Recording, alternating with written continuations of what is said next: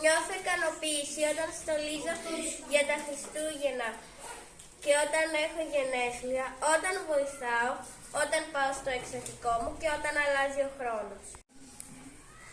Νιώθω στεναχώρια όταν πάω να σουτάρω με ελεύθερη εστία και έχει το αμυντικός απ' την άλλη γωνία στο το κεντέρι και με κόβει. Νιώθω φόβο όταν βλέπω κάτι τρομακτικό. Νιώθω αγένεια όταν κάποιος με λέει ηλίθιο, σκάσε, ό,τι θέλω θα κάνω και όχι για πλάκα, αλλά να το εννοεί.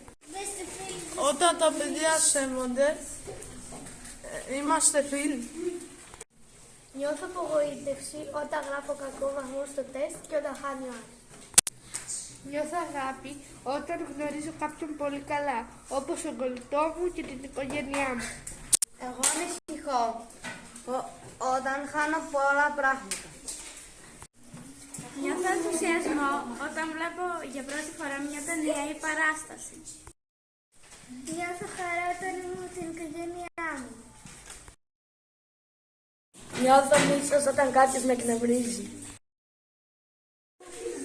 Νιώθω αηδία όταν κάποιος κάνει μεθό. Νιώθω συγκίνηση όταν μου κάνουν κομπλιμέντα. Νιώθω συγκίνηση όταν μου δίνουν δώρα.